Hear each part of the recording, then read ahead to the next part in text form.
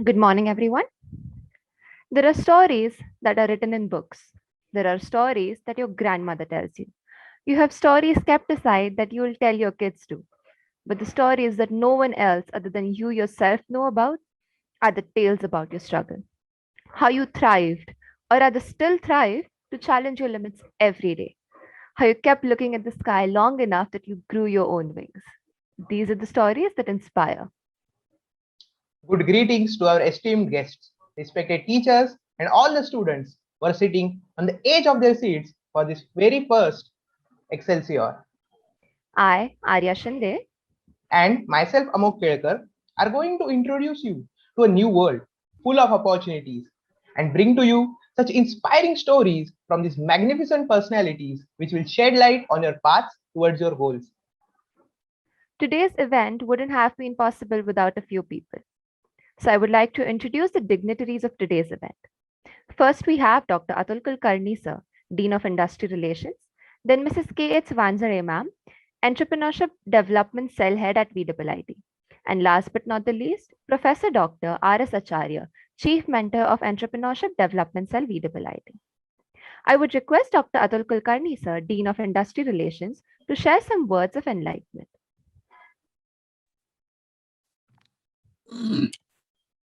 Good morning. Thanks for giving this opportunity for interacting with the students.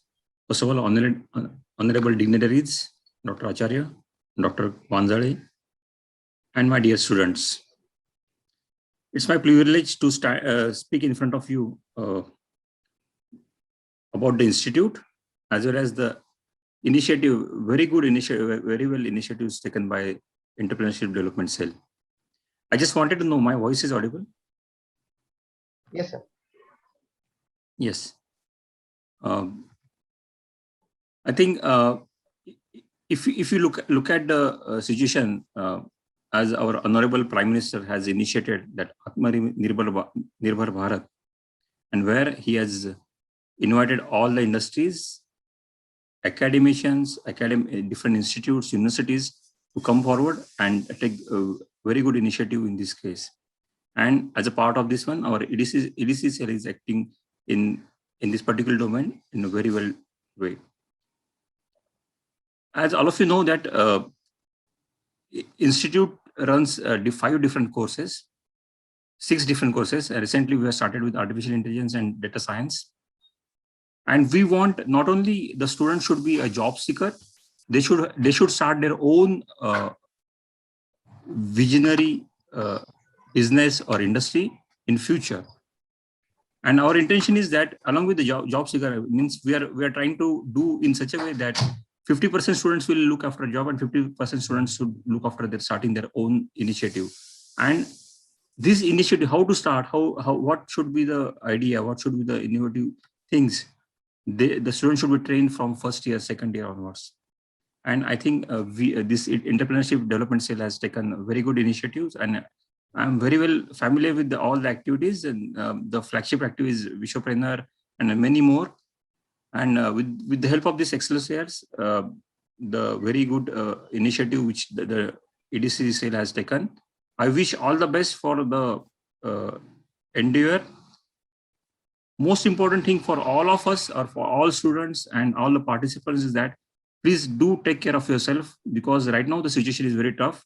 But if you could hold for the next couple of months, definitely everything is with you. So with this, I take opportunity to thanks for giving this opportunity for interaction.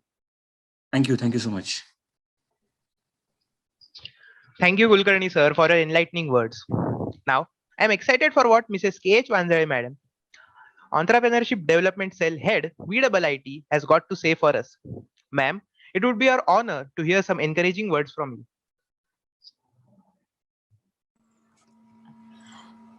Thanks a lot, Amog, for introducing, and like I know you people are excited to hear from me, but I won't take much more time because I too excited about the sessions that are going to happen for next 2 days, and that is why I kept it short and very sweet one.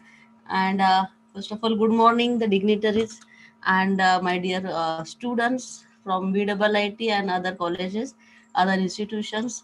And looking at the count, I hope that somehow we are going towards the dream that have been seen by a respected Prime Minister, that is Atmanirbhar Bharat.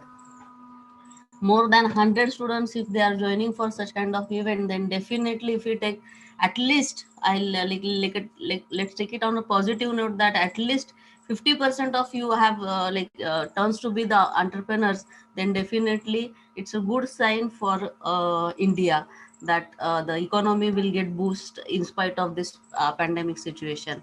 When we talk about this pandemic situation, Atul Kulkarni sir said very well that you have to stay at home and take good care of yourself. Yes, definitely that has to be done. But along with that, I think this pandemic situation is an opportunity for everyone. Let's take it on a positive note, that it's an opportunity for all of us, because if you look at the situation, there are n number of things that we can do for this society, and through that we can develop n number of startups for the society, which will turn into some kind of products, and some ideas that you people have will turn into some kind of product. For example, nowadays there is a oxygen is not available, shortage of oxygen is there. So why don't you people think about like how we can generate the oxygen, how we can take it from the air? It's everywhere. Okay, air is everywhere. In the air we have the oxygen factor, so how we can extract it? So that could be one of quick idea that you people can think of, and you can go for this kind of providing some kind of solutions to the society. Again, like n number of ideas I can, like if time permits, I would have shared all those ideas, but there are n number of ideas that you people can definitely think of. And I know that my EDC team is working very well. All the guests that you are going to listen in coming 2 days are excellent, and definitely at the end of the session, definitely I think that there will be some entrepreneurs to whom we'll be calling next time as an expert. So that is what my expectation, and I wish all the best to team EDC for their this endeavor of Excelsior. Thank you, Amok, and thank you, Arya. Thank you so much, ma'am. A team is successful only if it has an efficient leader, and EDC got that in the form of Vansare ma'am. Now, I would like to introduce Professor Dr. R.S. Acharya, Chief Mentor of Entrepreneurship Development Cell at VIIT. Sir, I request you to please address the audience.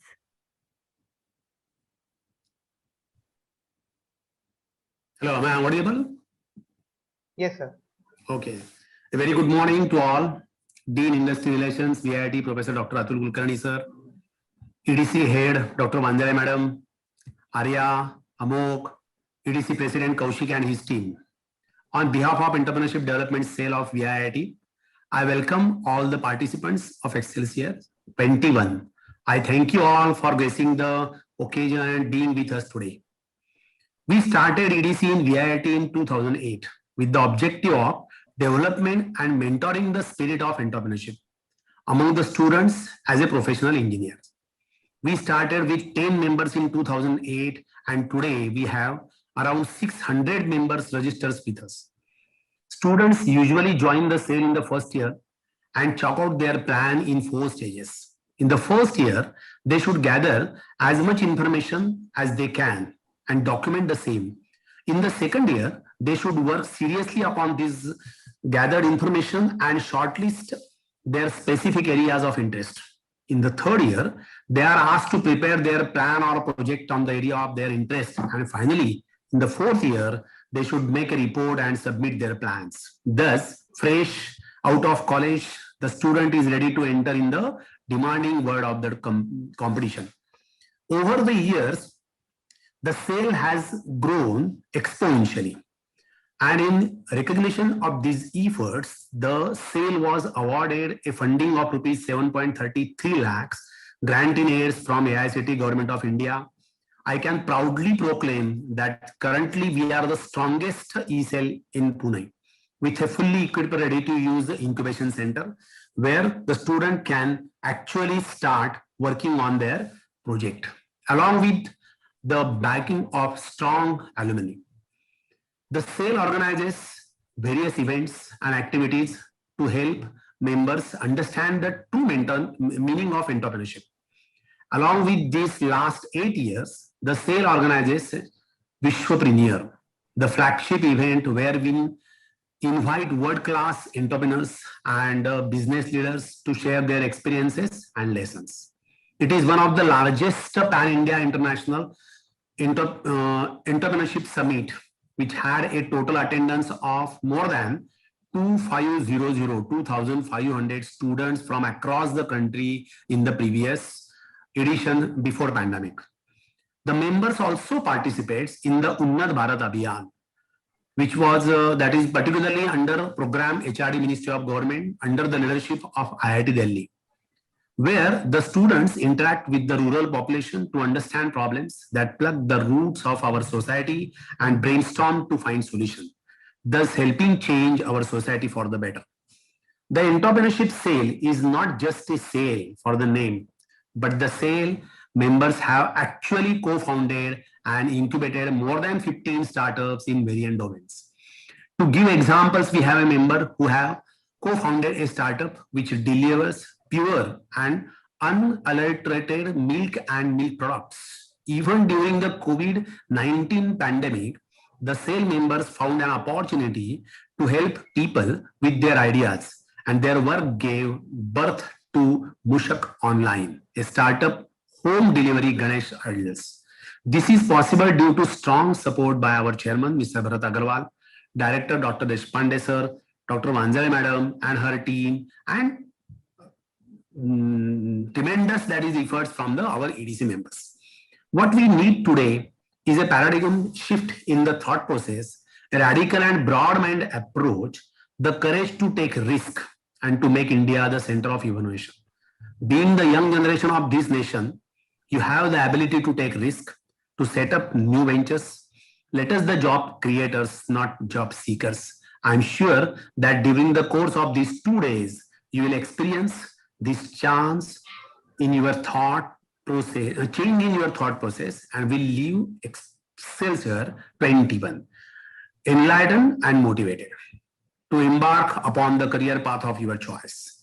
Wishing you all the best. Without further delay, I now declare Excelsior 21 open. Thank you. Along with an efficient leader, a team needs an adherent mentor. Thank you, Acharya sir, for supporting us. Well, it is well said that entrepreneurship isn't something that can be taught. It's like a seed that needs to be sowed within you. It needs motivation and persistence to keep growing. And once it starts shooting, the sky is the limit. So let us start our exciting journey. We present to you the first ever edition of Excelsior.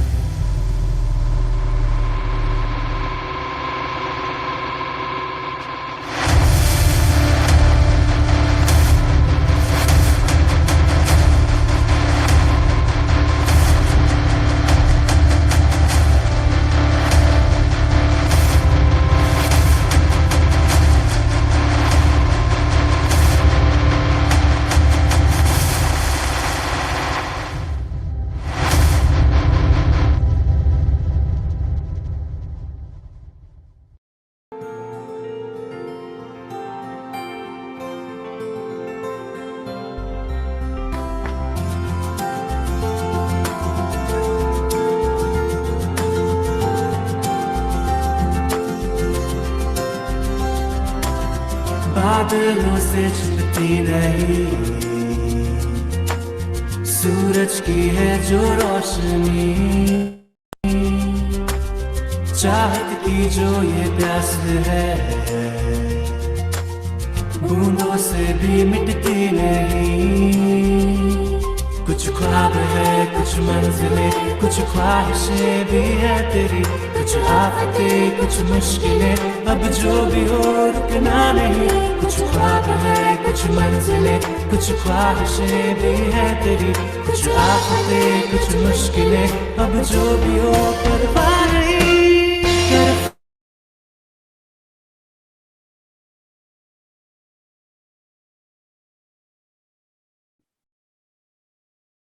Hi guys.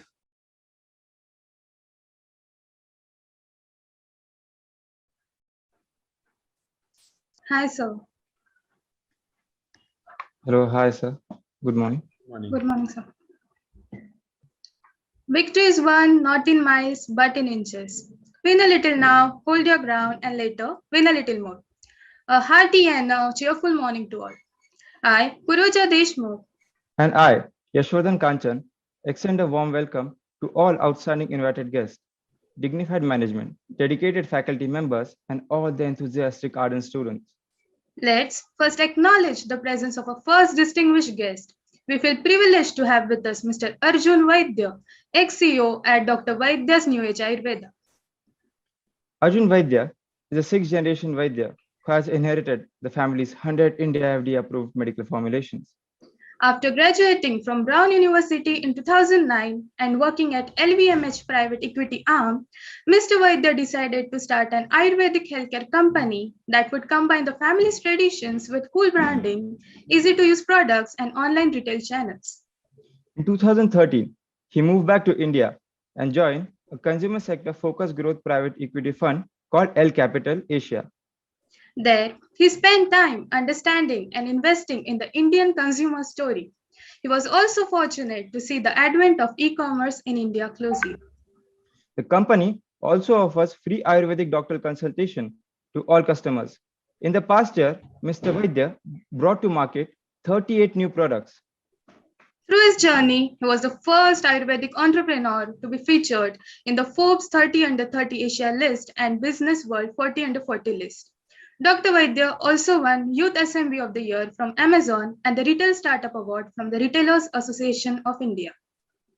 With a free online consultation and engaging content, Dr. Vaidya has been able to reach the people.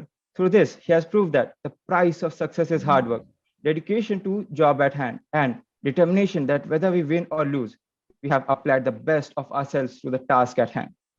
Now, I would like our guest, Dr. Arjun Vaidya, to add glory in this from zero to exit session and to develop the skill of excellency by sharing a few words. Hey, Purvaja and Yash, thanks so much for the intro. I'm so honored to be with all of you today and to be a part of this session. I think for me, it's the most exciting to speak to students and to young people, because I think that you guys are the next generation of India's entrepreneurs, and you have the future of India in your hands. I want to start by just saying that I hope everyone is healthy, safe, and immunized. I know these are really tough times for all of us. So stay home, stay protected, and protect your families as well. I am in Mumbai and I have not left my house for the last 23 days. So it is tough times, but I think tough times create tough people, and I think the way to look at it for me in these tough times is to look at it as an opportunity, not as something negative, and that's what I've tried to do, and kept myself occupied, busy, and energized. It's not easy, but it's the right way to look at things. So I want to sort of spend a little bit of time just talking you guys through my journey.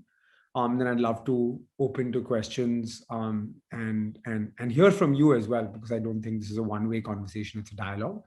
So I'll spend time talking about my family's history, my childhood, me growing up, me in school, me in college, where you guys are today, and then my first job out of college, and then building a family legacy into one of India's top D2C startups and brands, and then eventually going full circle and being able to sell the business last month, and what I'm doing now. So my name's Arjun Vaidya, as they said, and one correction there, I'm actually not a doctor. Vaidya, my last name, means Ayurvedic doctor, and I come from a legacy of 150 years of Ayurveda in my family. So my grandfather, great grandfather, and sort of generations before were all Ayurvedic doctors. My great grandfather moved from Gujarat to Bombay, and tried to set up an Ayurvedic clinic here. This was in the 1920s. Now, at that time, you have to remember that India was under British rule. Everything that was Indian was seen as substandard or sort of poor quality, and everything that was Western was seen as high quality. And it was the same with Ayurveda. So my great grandfather came to Bombay. It's called Bombay at the time, and he set up a small stall on the street in a place called Masjid Bandar to try to spread the sort of knowledge of Ayurveda and his medicines. He was around for a very long time and got almost no interest in sort of what he was doing. And he struggled and he tried to make it happen, and it wasn't happening, right? And in most of these stories, just before you're going to give up, you're presented with an opportunity. I like to call it a Hail Mary opportunity. Hail Mary is a reference to American football, and as you can see, I'm a huge sports fan.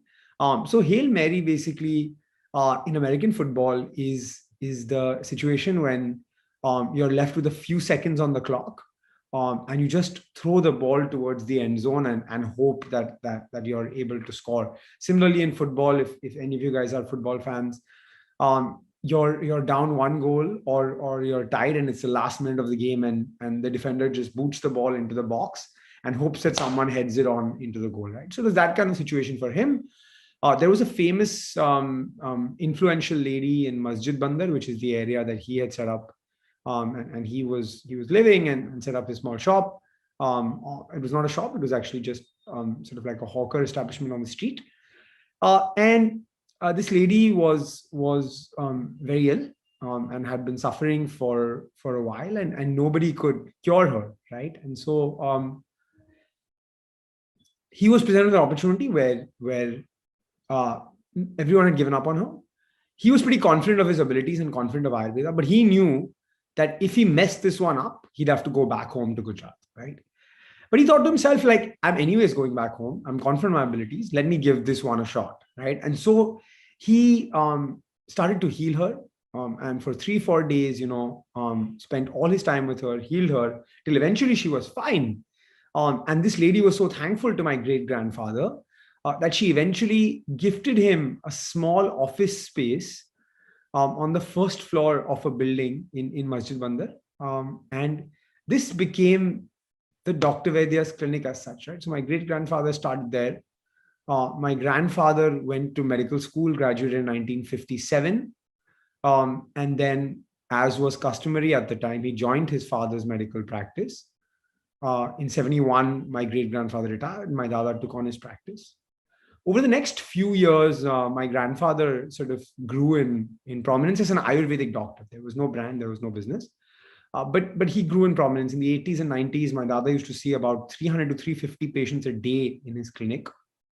He had 12,000 patients on a monthly basis writing to him via post from across this country. And post, by the way, in the 80s and 90s was the equivalent of e-commerce. And he grew in prominence, he grew in presence. My father graduated from college at a similar time. And this was, I think, late 80s. And my father said, look, this is really interesting, but I'm not a doctor. I want to take forward this legacy and create a brand out of it, right? But if you think about it, doctors don't really understand or care for sales, distribution, marketing, or strategy, right? So my grandfather didn't really understand why he'd have to do something like this, right? Why would he have to spend money to get customers to come into his store or into his clinic like that? That just didn't make sense to him. People came anyway. He was a man of service. He offered a free consultation to every single person who walked into the door because he believed that income should not prevent you from seeing a doctor. So you paid your nominal amounts for medicine, and it was very reasonable for medicine, but you never paid to see my grandfather. So my grandfather wasn't able to rationalize like why my father said, I want to create a brand out of this. And then eventually they tried to do it, and doctors and businessmen don't usually see eye to eye. And so eventually my father went his own way and built a very successful legacy in the jewelry and watch space. He's been running a business called the Rose Group of Companies. That's actually my family business for the last 35 years. They're one of India's premier jewelry brands, have 2 stores, and I mean, a little bit early for you guys, but the first international fashion watch brand to come to India was Esprit. My father brought them to India in '99. He brought Esprit, Pierre Cardin, Puma, Carrera, Cerruti all to India. Grew this business for 15 years, sold it to Titan. So he's built his own niche, right? Now moving to me, you know, I grew up. I was born in '91. I grew up suffering from asthma, juvenile bronchitis. I was on pumps, nebulizers, steroids, and inhalers from age 2, right? And this had a pretty deep impact in my life, right? I didn't have ice cream till I was 11. I'd not tried Coca-Cola or Fanta. And when I was growing up, it was pretty common to serve these drinks at kiddie birthday parties. It's not that common anymore, is what I hear. But I was the only kid who couldn't have Coca-Cola or Fanta. And sometimes I was out of Limca. So I tried Coca-Cola when I was 12 years old. And that's when we were on a family holiday. I actually tried Pepsi. We were on a family holiday to Jodhpur. And Sachin Tendulkar and Amitabh were shooting a commercial there. And the director of the commercial was living in our hotel. And he needed some more kids in the show, in the ad. And so he asked my dad if we'd act in the ad. And I was a big Sachin fan. So we said yes. So that's why I tried Pepsi for the first time. So I had a sort of different childhood from most kids. But the biggest impact that asthma had in my life was that it stopped me from playing cricket. I'm a huge cricket fan. Big Mumbai Indians fan for all of you guys who are. And we didn't do very well last night.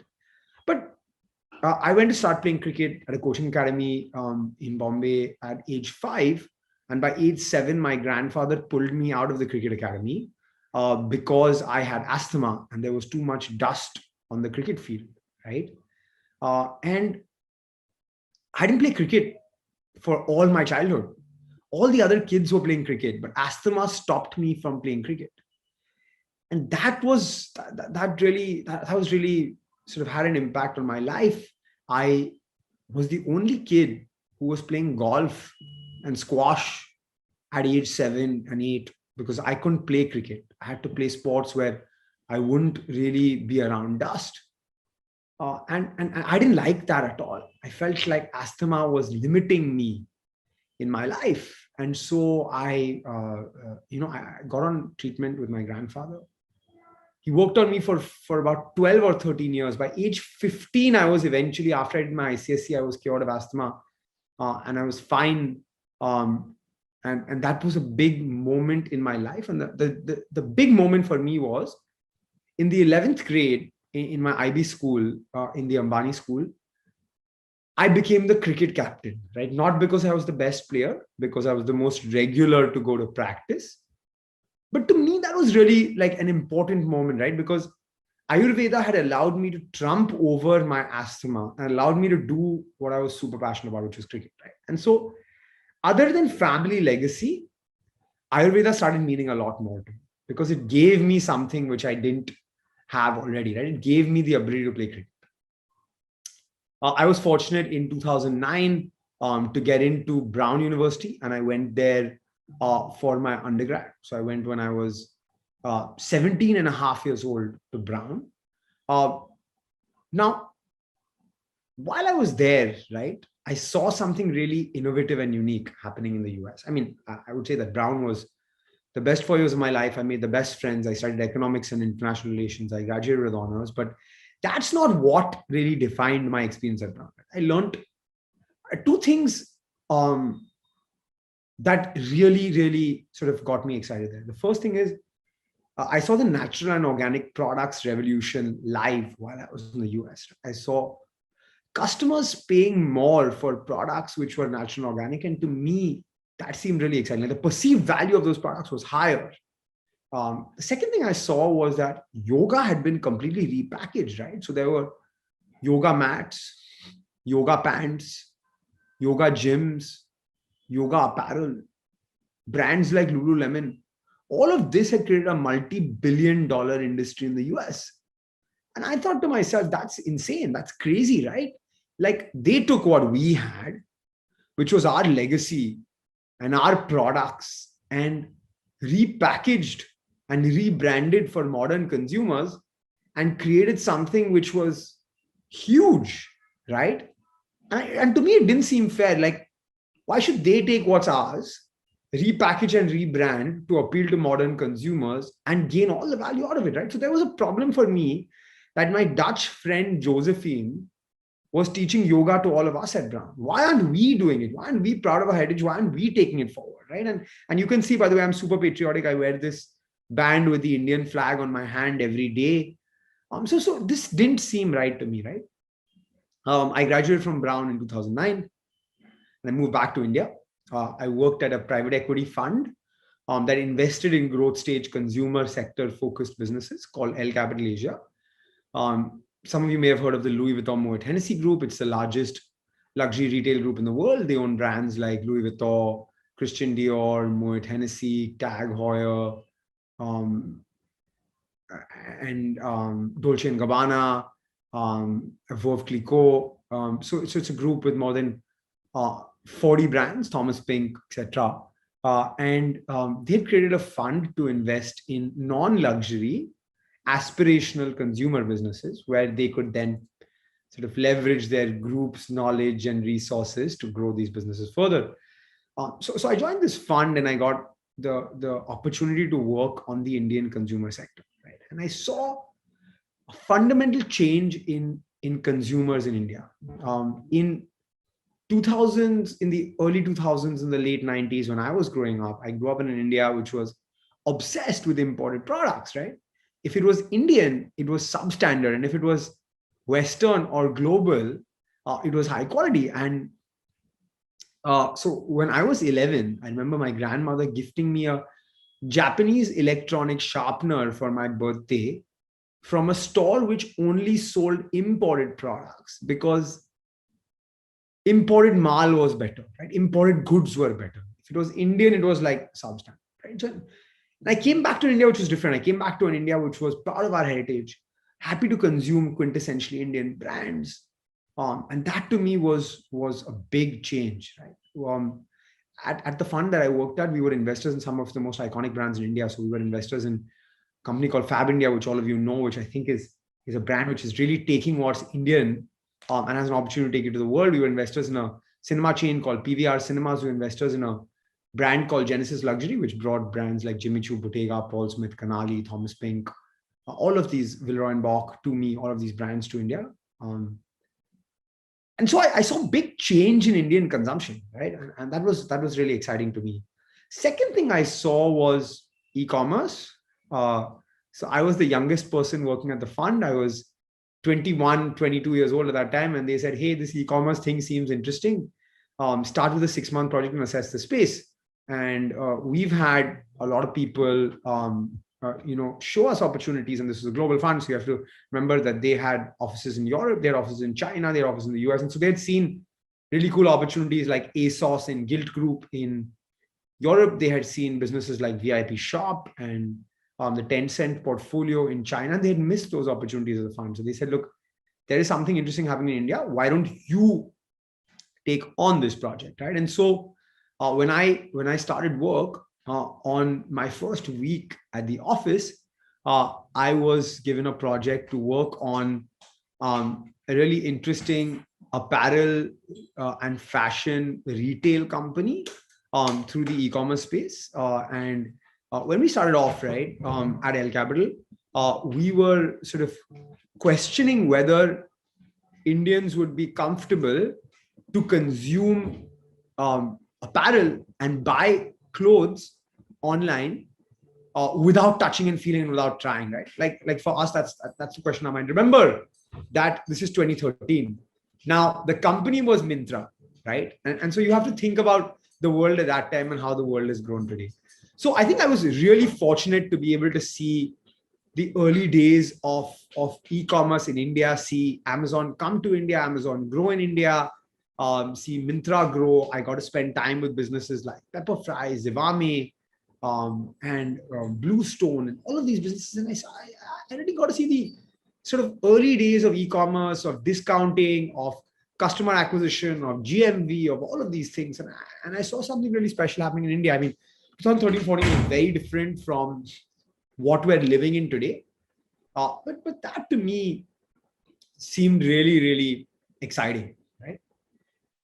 The third thing which I saw was the resurgence or renaissance of Ayurveda, right? So Ayurveda was always perceived as second fiddle. And if any of you guys have seen my TED talk, I talk a lot about this as well. Ayurveda was always perceived as second fiddle to allopathy because India had our colonial heritage. And so we had been ingrained to think that allopathy is better than Ayurveda, right? And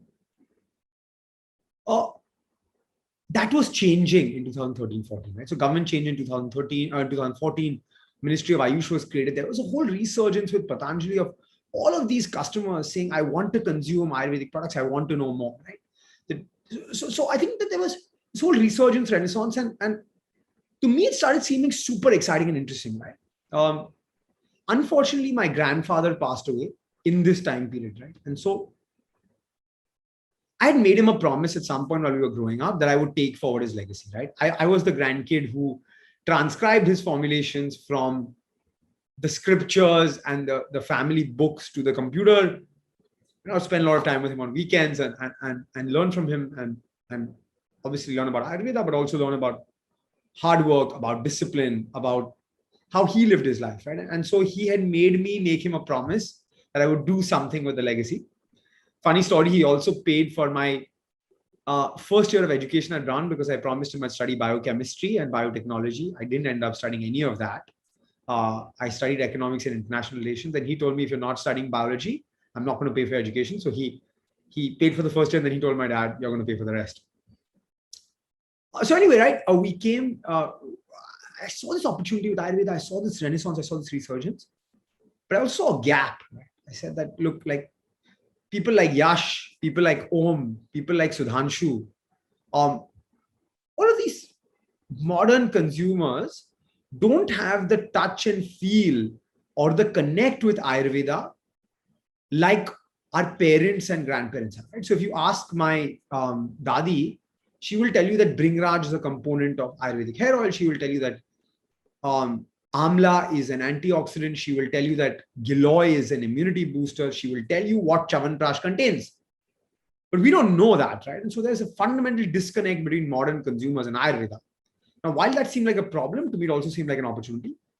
2.5 years into private equity, I realized that what stimulated me more was the entrepreneurship and the brand creation side, not as much the finance side. Like, why should I be paying 10 times the price for this tick on my t-shirt and 10 more times the price for this Manchester United logo on my t-shirt? That is something that really excited me. And being in private equity and being in finance, you get to meet some of the best people in the industry. So over 3 years, I got to meet 150 of the best B2C entrepreneurs in India. I got to meet people from apparel, retail, lifestyle, food and beverage, wine and spirit, restaurants, cinemas, crockery, and you know, in these industries and in these experiences, I saw that there is really something exciting about being able to create a brand. There's something super cool about being able to create a brand. And my grandfather had passed. I wanted to be an entrepreneur. I saw this gap in Ayurveda between modern consumers and ancient Ayurveda. I was 24 years old, 24 and a half years old at the time. And I thought to myself, there's no better time to do it than now. I've given my grandfather a promise. I've given him my word. I'm going to start a company to take forward his legacy and take forward 150 years of family legacy and 5,000 years of Ayurvedic science and bridge the gap between the science and modern consumers, right? And so for me, this seemed like a unique proposition. I started the company, and obviously it was a tribute to my grandfather and his legacy. And so I called the company Dr. Vaidya's, and we stood for New Age Ayurveda, or Ayurveda for modern consumers, right? I'm going to talk to you guys about my journey now at Dr. Vaidya's, and then sort of taking the business from zero to exit, and then spend some time on what's keeping me excited, and then we can open up for questions. But you know, as I see in the chat box, feel free to put your questions in the chat box, and as I'm done in the next 10 minutes, we'll start taking these questions, because I think that that's the most fun part of the conversation, right? So So we started this company. We were 6 people sitting in an office trying to solve this huge problem of Ayurveda. But we took a few decisions very early, which made us take a harder path, but I think long-term really helped us. One, we said we're going to launch uniquely innovative products, right? And so we launched a product called HerboFit, which solved the problem of Chyawanprash, right? Chyawanprash is a black, bitter, sticky, inconvenient paste. Everyone's talking about how good it is for you, but are you going to have Chyawanprash? The answer is most of you will say, I don't like the taste of this product. And so we created a capsule version, right? Took the 21 actives of Chyawanprash and put it into a 280 milligram capsule and said HerboFit. Now Nikhil can actually have HerboFit every day in a format that he doesn't mind having. And for kids, we made this in a toffee form, right? We created a product called Live It Up, which is an Ayurvedic hangover shield. So it's a long-term effect that doubles up as a hangover shield in the short term. We created a product called Herbo Build, an Ayurvedic muscle gain supplement, right? So we started with a few products and we said that we're going to go online only. Why are we going online only? 2 reasons. One is offline is extremely competitive, extremely expensive. There are really large brands doing good work there. But 2, outside the top 10 cities, there is a lack of access of high quality Ayurvedic products and care, and we're going to solve this problem. Now, all of you would have heard this word D2C, direct to consumers, consumer brands, e-commerce brands. Nobody was talking about this in October 2016 when I started, right? So people thought we were crazy starting an online Ayurveda business. But fundamentally for me, it made sense. Like a consumer in Muzaffarnagar, Anantnag, Trichy or Imphal is not having access to Ayurvedic products and doctors like I do in Bombay. And that's a real problem in this country. So more than sales, more than revenue, more than investment, more than all of these things, I think that was the fundamental problem we started to solve. It took a lot of time, effort, and struggles to be able to convince customers to trust us as Dr. Vaidya, right? We were a new brand. And so it took us more than 2 years, actually, from October 2016 to November 2018. In the interim, we launched 31 products. We had a website. We offered a free consultation like my grandfather did in his clinic.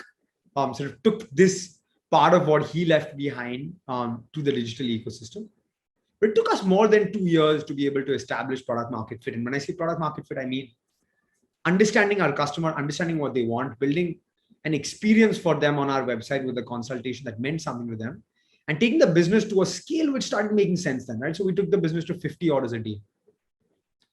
At a customer acquisition cost, which was 35% of our average order, right? So for us, with a sort of very good margin profile, this business fundamentally started making sense from an economics perspective. And I think making business make sense from an economics perspective is most important. You read about all of these businesses raising crazy amount of money and burning through a huge amount of capital, and that seems okay. Like it's fine to lose money as startups, and it's younger people have started believing that that's okay, but that, to me, that's not okay. You have to build a business that makes sense. It's okay to lose a little bit of money as you establish your product market fit, but a business eventually has to start making sense, right?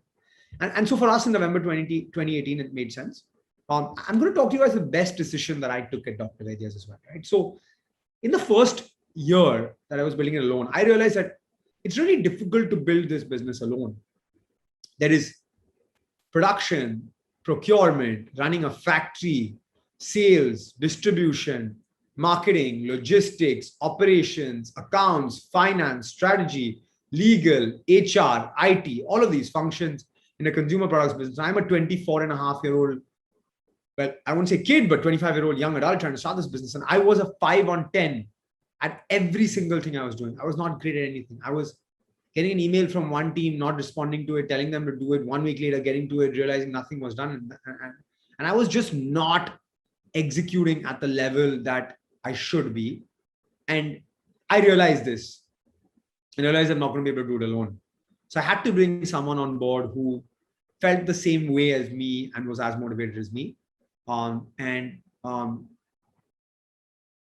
At that time, I was dating a girl who believed in the startup ecosystem, who believed in what I was doing. She had worked at Goldman Sachs in the UK. She then worked in the first 20 people at Nykaa, in the early team at Nykaa. We were dating, and then eventually we decided to get engaged. And I knew that this was the right partner for my business. And so we convinced both our families, and 2 months after our engagement in April 2017, Trisha joined the business. and started working at Dr. Vaidya's and executing with me. And I think that was the best decision of our journey at Dr. Vaidya's, because we were then able to split responsibilities and able to execute much better.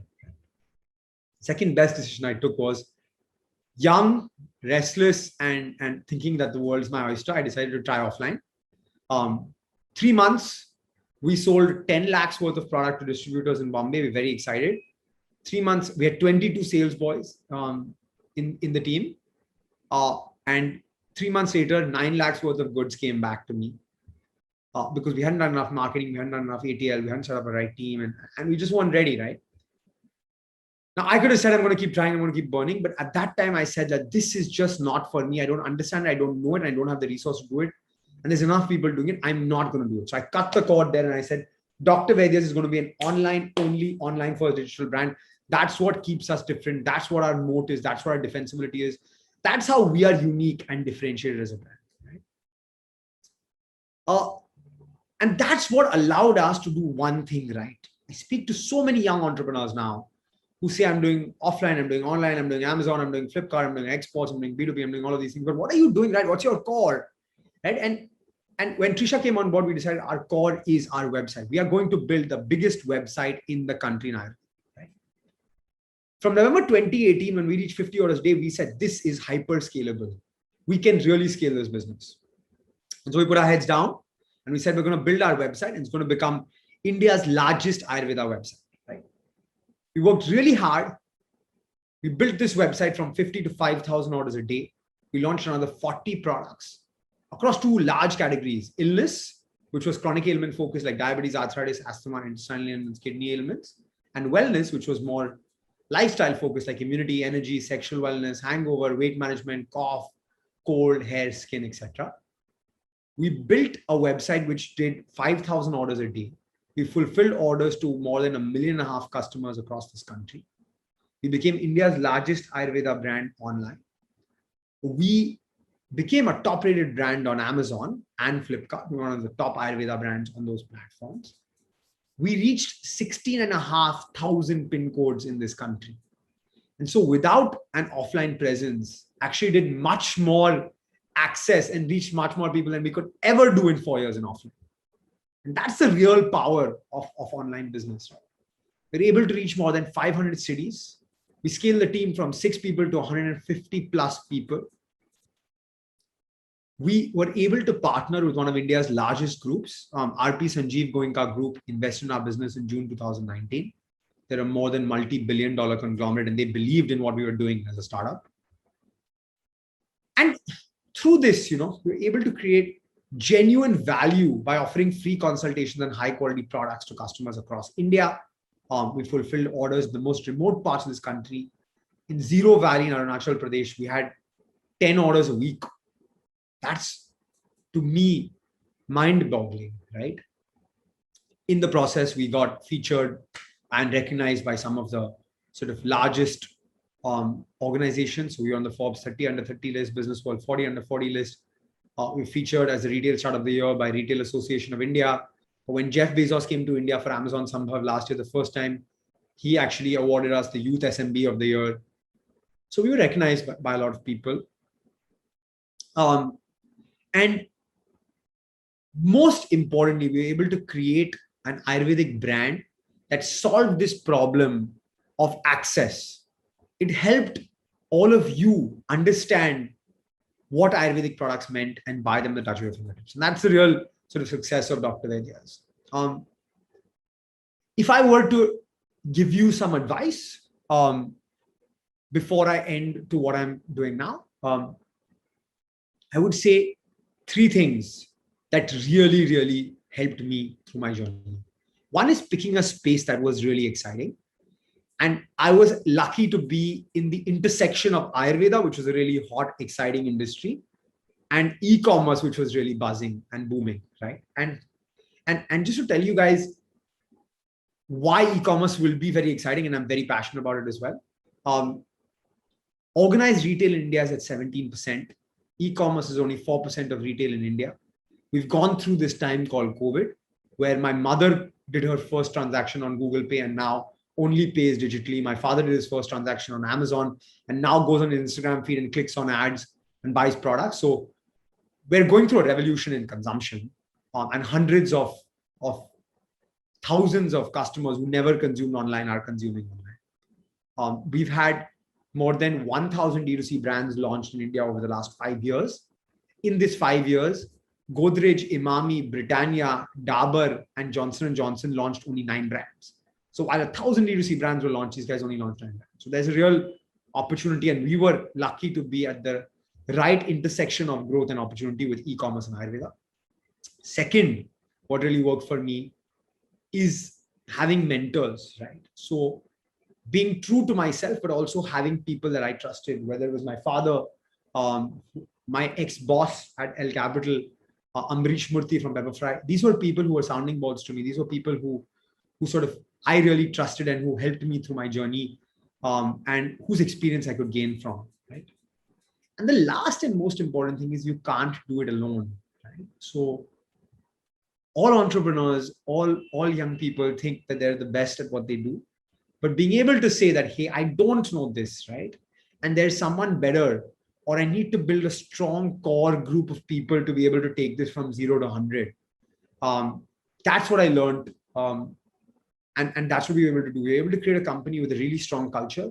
We were predicated on 7 philosophies: hard work, our strength; humbleness, our equity; honesty, our practice; happy to work, happier to achieve; 100% and nothing less; team effort, our power; and customer reasons for being. These were the 7 philosophies that we built our company on. We built an amazing team.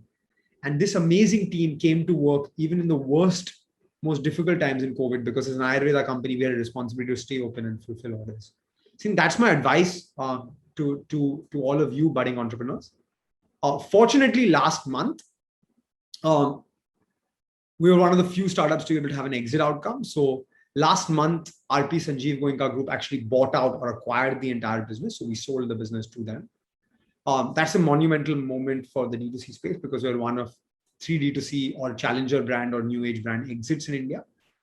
But that also got me, and it's been a life-changing outcome for me. But it also got me thinking that there needs to be sort of resources giving back to the e-commerce and D2C ecosystem. It's something that changed my wife and my life, and we need to give back. So now we're actually 45 days since exit. We're actively investing in companies. So we've invested in 9 companies now that are in the D2C or consumer brand space, and the enablement to e-commerce, so the ancillaries to e-commerce, or what helps the e-commerce ecosystem. We're also mentoring founders. So founders, we work actively with 7 founders who take our time and help us sort of want our help to solve problems. We're working with 2 funds. Funds who invest in the consumer brand ecosystem and want to be more founder first. And we also, most interestingly and most fun for me, saw a gap in knowledge on building consumer brands in India. Right? And so we wrote out a playbook for building a D2C brand in India, which we're now teaching to founders as courses in multiple places. My goal now, after exiting the business, is to be able to empower the next 100 consumer sector entrepreneurs. And if I can give my time, effort, energy to these people, then I've done something in life. So that's my piece. That's my story from 0 to exit with Dr. Vaidya. And I hope you guys enjoyed listening to the conversation. I see a lot of questions, so I'm going to pause here and maybe start the question answer session, but I hope you guys enjoyed it.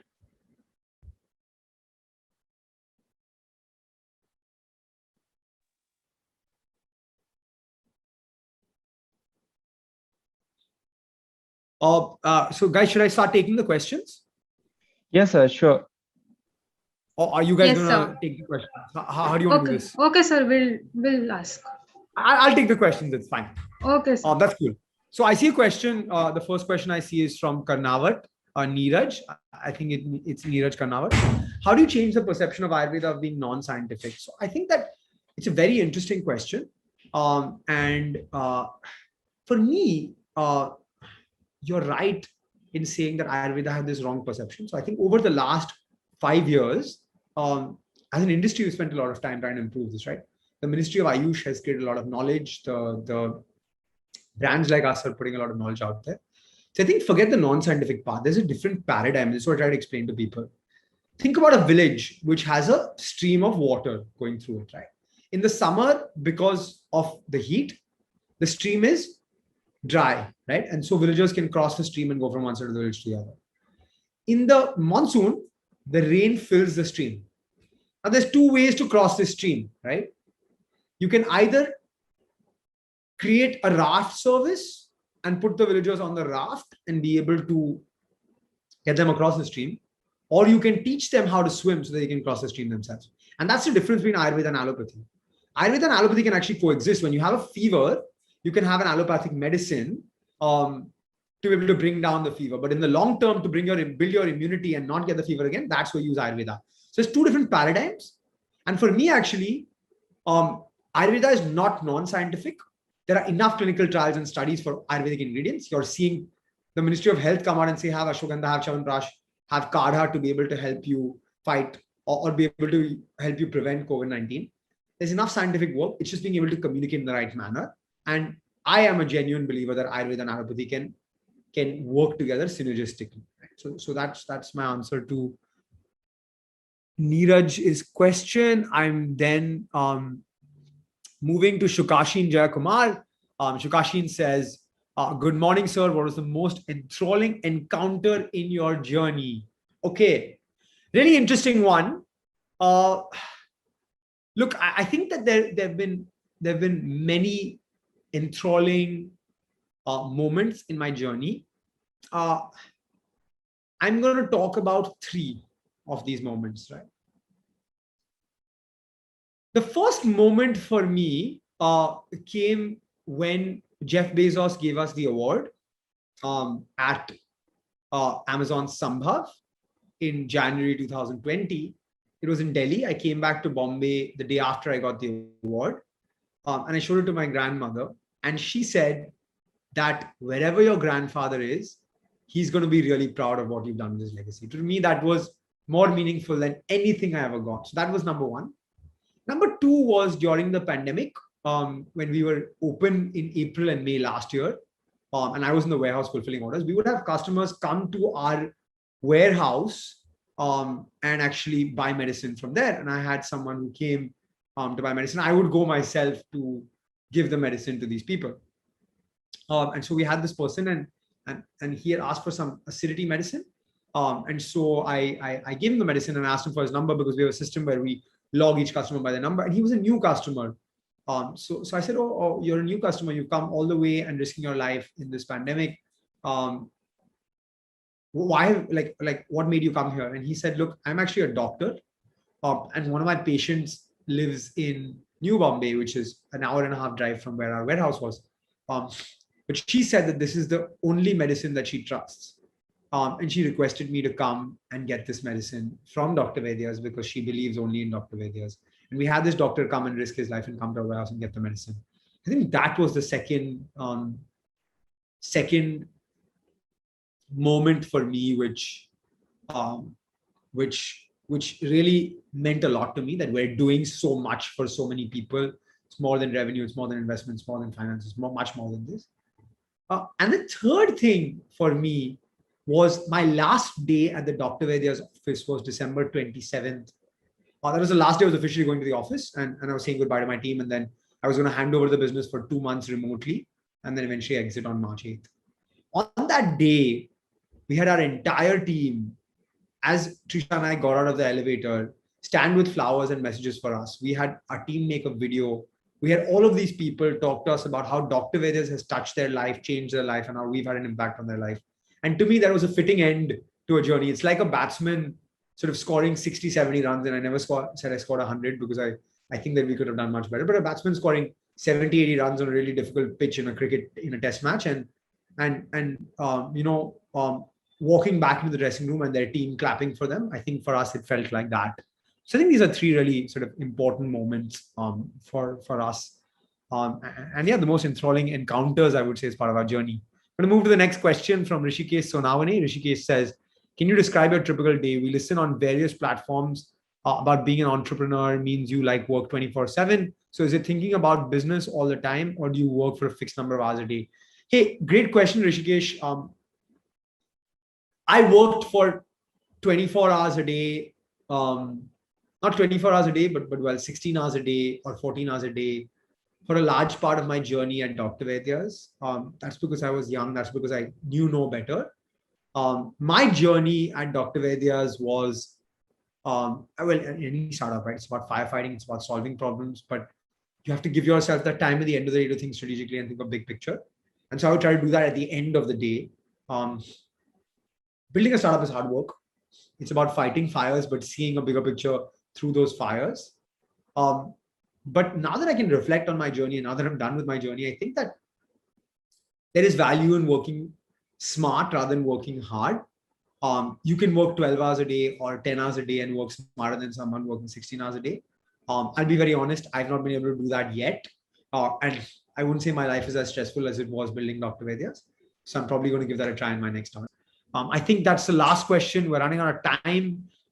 So thank you guys. It's been exhilarating. I see 12 unanswered questions. I'm really, really sorry we can't take all of them. We're taking them on a first come, first serve basis. But if you ever want to reach out to me, you can follow me on Instagram. I'm on AB Vaidya. Always DM me. I'm happy to answer questions, and I'm super active on LinkedIn. I'm on Arjun Vaidya. You can find me on LinkedIn, follow me and try to connect with me there. And I'm pretty active there and happy to answer your questions. Thank you so much, guys, for having me. And I hope I did justice to the keynote or the first session of this amazing event by EDC, VIIT. And I'm really excited for the rest of the events at Excelsior. And I'm sure you guys are going to enjoy it. A bunch of my friends, Divyanshu, Utkarsh, Dr. Anirudh Malpani are going to be talking to you. So you guys will really enjoy it. And thanks for having me. Thank you, sir, for sharing your profound knowledge with us. We are grateful for the time and efforts you took to share your thoughts and all your experience with all of us. Thanks a lot, sir. Thank you so much, sir. Thank you. Have a great rest of the conference and yeah, stay in touch. And as I said, I'm going to put my my details in here. You guys can follow me and reach out to me.